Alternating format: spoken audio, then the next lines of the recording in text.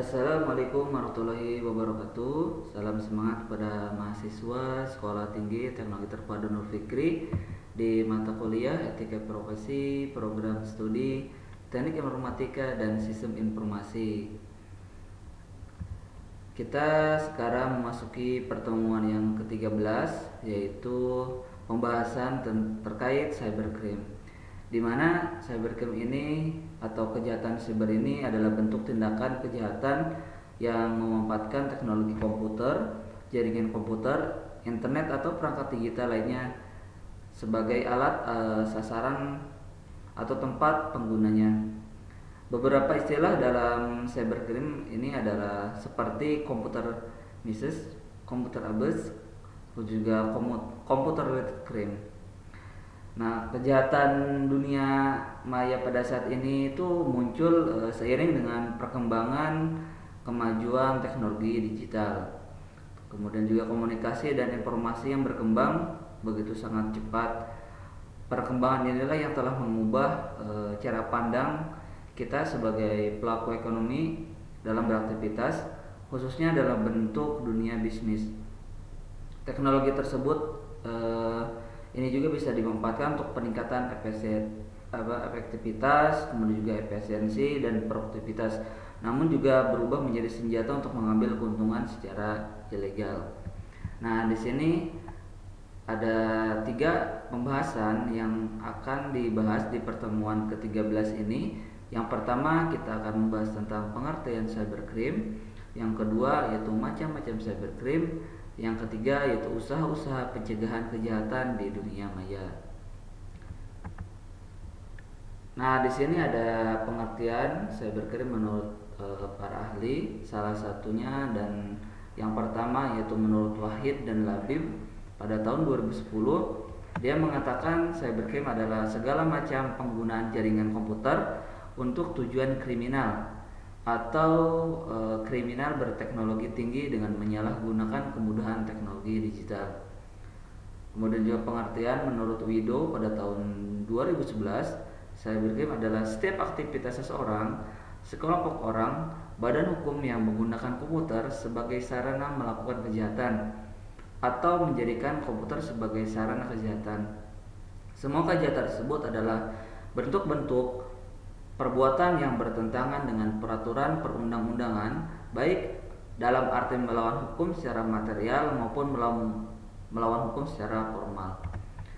Nah, di sini ada karakteristik cybercrime menurut Wahid bin Labib. Yang pertama, yaitu perbuatan yang dilakukan secara ilegal tanpa hak atau tidak etis tersebut terjadi dalam ruang atau wilayah cyber, sehingga tidak dapat dipastikan yurisdiksi negara mana yang berlaku terhadapnya. Yang kedua, perbuatan tersebut merupakan itu dilakukannya dengan menggunakan peralatan apapun yang terhubung dengan internet.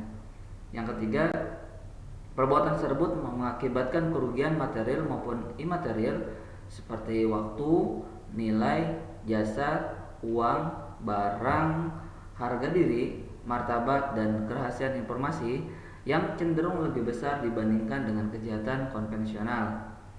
Yang keempat, pelakunya adalah orang yang menguasai penggunaan internet beserta aplikasinya. Yang kelima, perbuatan tersebut sering dilakukan secara transaksional atau melintas batas negara. Nah, di sini ada langkah-langkah yang bisa kita lakukan dalam aktivitas cybercrime. Yang pertama, yaitu mengumpulkan dan mempelajari informasi yang ada mengenai sistem operasi komputer atau jaringan komputer yang dipakai pada target sasaran. Terus yang kedua, menyusup atau mengakses jaringan komputer target sasaran. Yang ketiga, yaitu menjelajahi sistem komputer dan mencari akses yang lebih tinggi. Yang keempat, membuat backdoor dan menghilangkan jejak. Nah, ini ada skema dan gambar proses pelaksanaan cybercrime seperti pada gambar yang tampil di layar teman-teman. Yang pertama, yaitu hal yang harus dilakukan itu mempelajari sistem target sasarannya, kemudian juga dia menyusup atau masuk jaringan komputer, terus juga menjelajahi sistem komputer untuk mencari akses data yang lebih tinggi, terus juga membuat backdoor atau hilangkan jejak. Nah, biasanya kalau untuk eh, pelanggaran ringan, pemanfaatan internet oleh pemerintah, dunia usaha dan kegiatan lainnya. Ya biasanya akibat dari pelanggaran ringan cybercrime yang pertama sudah merugikan orang lain, terus juga yang kedua tentunya bertentangan dengan moral. Nah, di sini ada bentuk-bentuk cybercrime. Yang pertama yaitu mengakses ke sistem dan layanan komputer secara tidak sah.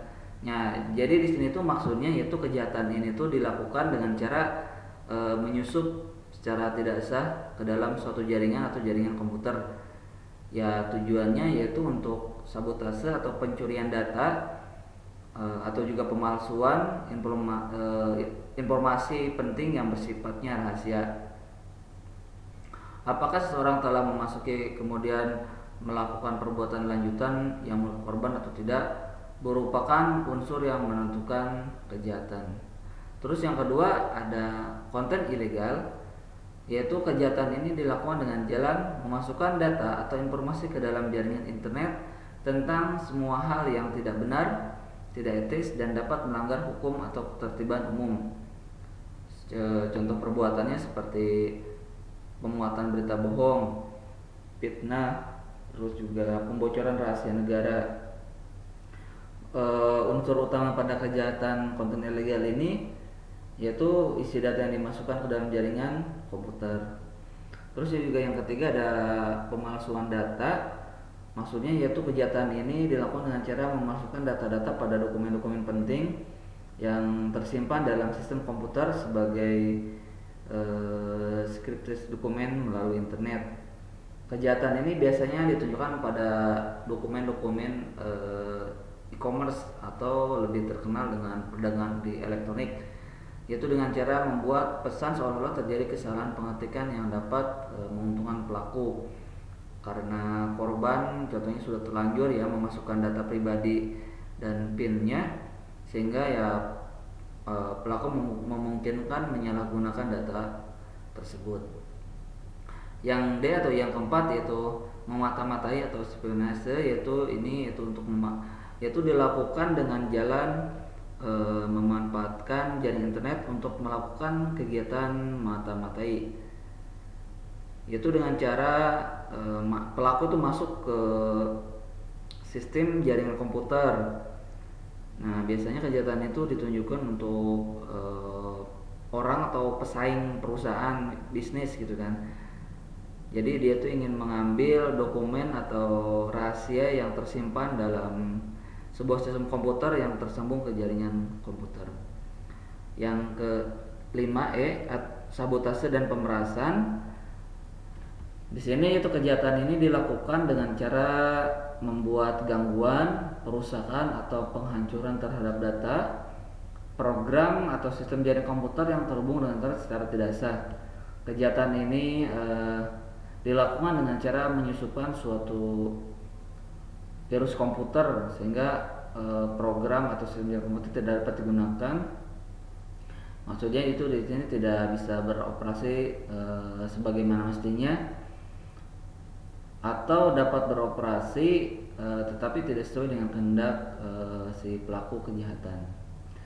Yang keenam yaitu kejahatan hak cipta. Maksudnya yaitu kejahatan ini ditunjukkannya terhadap haki. Haki itu hak kekayaan intelektual yang dimiliki oleh pihak lain di internet. Sebagai contohnya yaitu penjiplakan tampilan pada webpage suatu situs milik orang lain secara ilegal. Terus juga penyiaran suatu informasi di internet yang merupakan rahasia dagang milik pihak lain. Nah, yang ke-7 yaitu pelanggaran privasi. G. Kejahatan ini ditujukan terhadap data atau informasi yang seorang bersifat individual dan privasi. Maksudnya rahasia secara melawan hukum. Karena kejahatan ini biasanya ditunjukkan terhadap keterangan pribadi seorang yang tersimpan pada data formulir pribadi yang tersimpan secara komputerisasi gitu kan, Jika data tersebut diketahui oleh orang lain, dapat merugikan pemilik informasi baik seperti material maupun imaterial. Ya contohnya nomor kartu PIN, kemudian juga nomor kartu kredit, catatan-catatan pribadi, atau data-data terkait penyakit-penyakit yang tersembunyi yang ada pada diri orang tersebut. Nah, di sini tindak pidana cybercrime yang pertama yaitu ada tindak pidana di Indonesia itu telah diatur di dalam Undang-Undang ITE atau Informasi dan Transaksi Elektronik itu dengan nomor 11 tahun 2008 dan nomor 19 tahun 2016 tentang perubahan Undang-Undang nomor 11 tahun 2008. Terus juga B-nya, Undang-Undang ITE telah menetapkan perbuatan-perbuatan mana yang termasuk tindak pidana di bidang cybercrime dan telah ditentukan unsur-unsur tindak pidana dan penyerangan terhadap berbagai kepentingan hukum dalam bentuk rumusan-rumusan tindak pidana tersebut. Jadi tindak pidana ini ini tuh ada pada Undang-Undang ITE ya, yang diatur dalam 9 pasal, yaitu pasal 27 sampai dengan pasal 35. Pasal 9 pada 9 pasal tersebut dirumuskan 20 jenis atau jenis tindak pidana. Pasal 36 tidak merumuskan bentuk tindak pidana ITE, melainkan merumuskan tentang dasar pemberatan pidana yang diletakkan akibat merugikan orang lain. Sedangkan untuk ancaman pidananya itu ada pada pasal 45 sampai dengan pasal 52. Nah, di sini ada macam-macam atau 10 macam cybercrime yang harus dan perlu kita waspadai. Yang pertama yaitu hacking. Hacking di sini merupakan kegiatan kriminal gitu kan. Kemudian juga untuk orang yang melakukannya itu disebut atau dikenal dengan hacker. Jadi biasanya hacking ini hanya untuk menguji suatu sistem dari serangan pihak yang tidak bertanggung jawab. Biasanya sih pengujian itu disebut penetration testing gitu kan. Contohnya saya asumsikan ada seorang pemilik lemari besi meminta seorang ahli kunci untuk menguji apakah lemari besinya itu bisa dibobol atau tidak. Nah, kemudian si ahli kunci ini mencoba gitu untuk membobol lemari tersebut, dan ternyata ya lemari besi itu bisa dibobol oleh si ahli kunci. Nah, berarti itu sama dengan hacking gitu kan. Hanya saja kalau hacking itu ya dilakukannya di dunia maya gitu. Terus juga untuk yang kedua yaitu cracking, dimana cracking ini itu berasal dari kata crack yang itu merusak. Jadi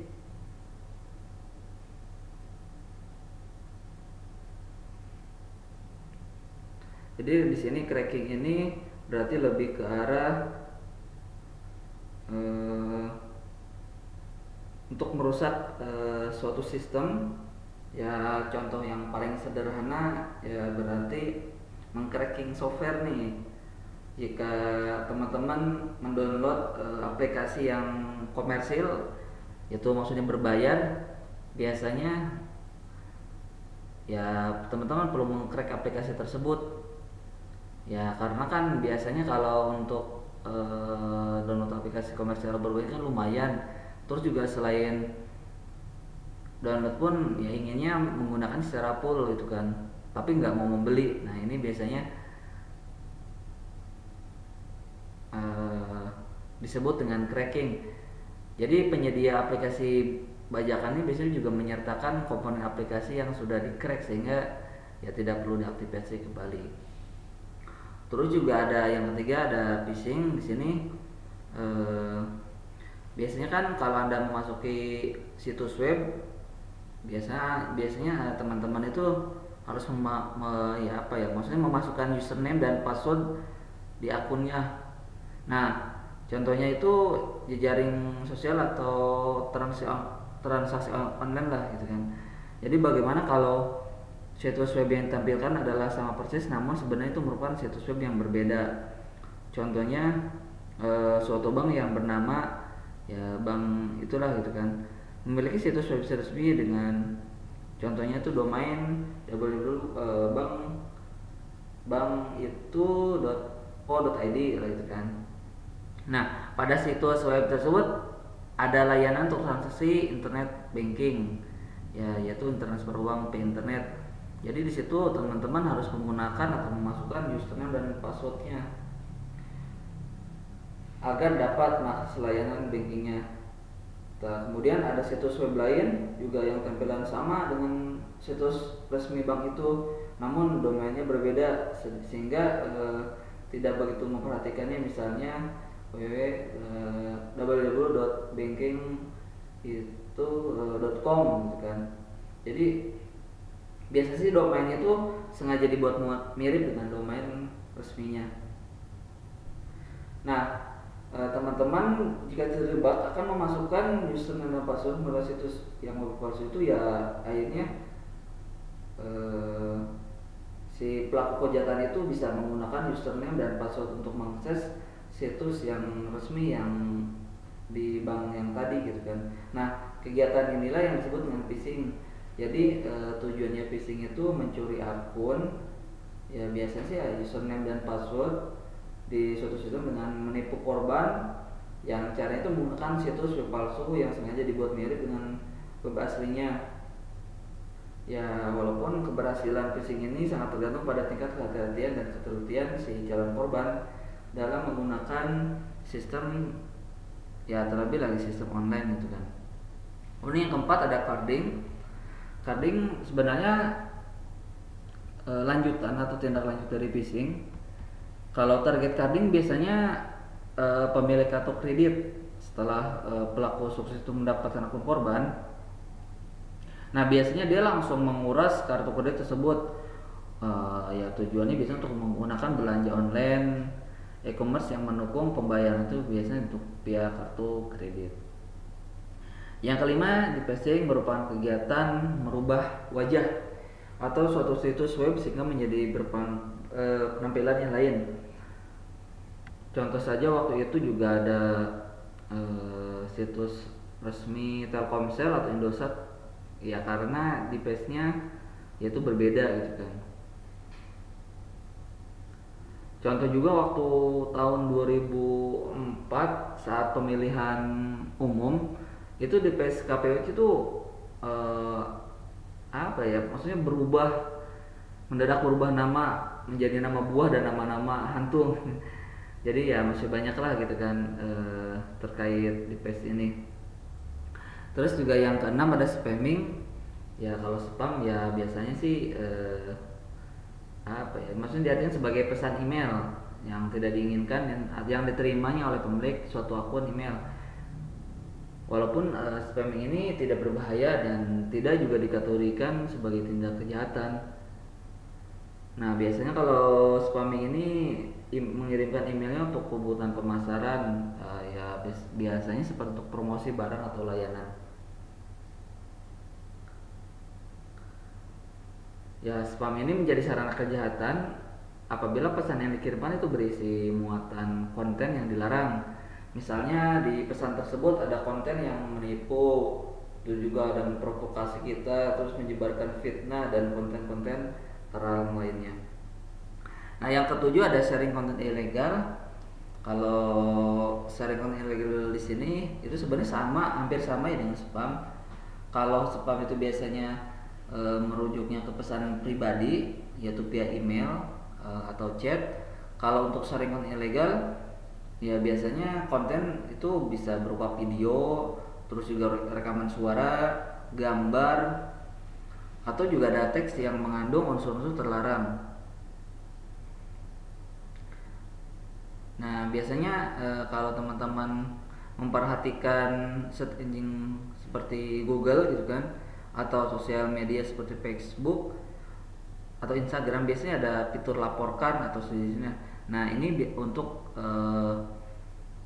meminimalisir adanya konten-konten yang sekiranya tidak layak untuk dibagikan atau yang disebut dengan di-share. Nah, yang kedelapan itu adalah probing dan vote scanning. Nah, ini bisa dikategorikan cybercrime apabila dilakukannya itu dengan niat jahat. Karena menurut bahasa probing ini ya bisa diartikan itu dengan pelajari sesuatu yang untuk mendapatkan informasi dari suatu tersebut. Jadi jika dihubungkan dengan vote scanning atau memilih vote, maka probing yang dimaksud yaitu mempelajari celah keamanan dari suatu sistem. Nah, kegiatan ini biasanya dilakukan sebelum si hacking atau si cracking ini oleh karena itu kegiatan probing scanning itu untuk sistem tertentu, misalnya untuk perbankan, terus juga militer. Nah, menjadi terlarang karena dikhawatirkan hal ini menjadi berlanjut ke kegiatan hacking ilegal atau cracking.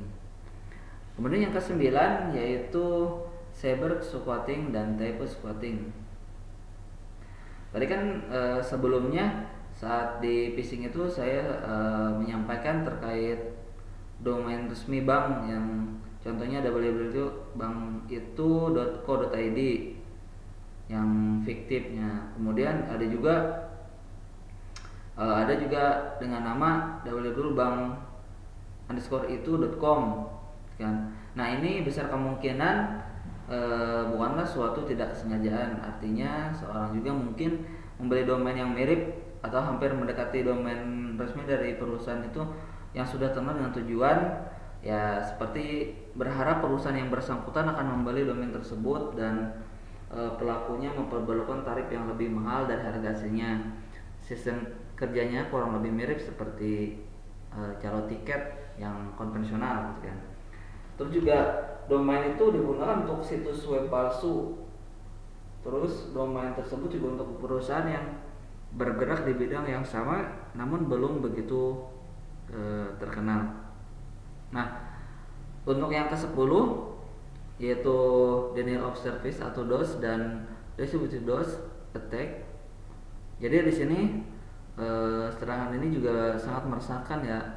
Kalau cara bekerjanya itu relatif sederhana. Jadi si penyerang ini akan mengirimkan request ke server secara berulang-ulang dalam jumlah besar yang mengakibatkan resource pada server tidak dapat menanganinya gitu kan. Dan akhirnya ya server menjadi down. Biasanya sih terjadi pada server dengan resource yang kecil, tapi tidak menutup kemungkinan juga ada server dengan resource raksasa atau yang besar yang malingnya. Nah, oleh karena itu ya kita jangan heran apabila kita harus diharuskan memasukkan captcha ya pada situs-situs web. Ya, ini tujuannya itu untuk membuktikan bahwa ya kita manusia bukan akun robot. Karena biasanya kalau robot ini ya bisa dikatakan aplikasi malware lah yang emang tujuannya untuk mengirimkan request secara berulang-ulang dalam jumlah besar. Jadi mungkin itu teman-teman. Nah, terkait 10 macam cybercrime yang perlu diwaspadai, di sini ada tindak pidana distribusi, penyebaran atau konten ilegal, di mana itu ada di kesusilaan terdapat pada pasal 27 ayat 1, untuk perjudian terdapat dalam pasal 27 ayat 2. Kemudian juga terkait penghinaan atau pencemaran nama baik itu ada di pasal 27 ayat 3. Terkait pemerasan dan atau pengancaman itu ada di pasal 27 ayat 4. Terus juga berita bohong yang menyesatkan dengan merugikan konsumen itu ada di pasal 28 ayat 1. Ini berita tentang hoax. Terus juga menimbulkan rasa kebencian berdasarkan syarat terdapat di pasal 28 ayat 2. Mengirimkan informasi yang bersih ancaman kekerasan atau menakut-nakuti yang ditujukan secara pribadi itu ada di pasal 29. Terus juga dengan cara apapun melakukan akses ilegal itu ada di pasal 30. Intersepsi ilegal terhadap informasi atau dokumen elektronik dan sistem elektronik terdapat di pasal 31. Kemudian juga ada tindak pidana yang berhubungan dengan gangguan atau intervensi yaitu satu, gangguan terhadap informasi atau dokumen elektronik itu ada di pasal 32. Yang kedua, gangguan terhadap sistem elektronik itu ada di pasal 33. Yang ketiga itu tindak pidana memfasilitasi perbuatan yang dilarang terdapat dalam pasal 34. Yang keempat, tindak pidana pemalsuan informasi dan dokumen ada di pasal 34. Yang kelima, tindak pidana tambahan terdapat pasal 36. Pemberatan terhadap ancaman pidana dalam pasal 52. Jadi itu tindak pidana yang berhubungan dengan gangguan versi. Nah, itulah teman-teman, sekian pembahasan atau pengantar tentang cybercrime ini. Semoga teman-teman bisa memahaminya dan bisa bermanfaat di kehidupan dan di tempat teman-teman bekerja. Terima kasih atas waktu dan kesempatannya. Wassalamualaikum warahmatullahi wabarakatuh.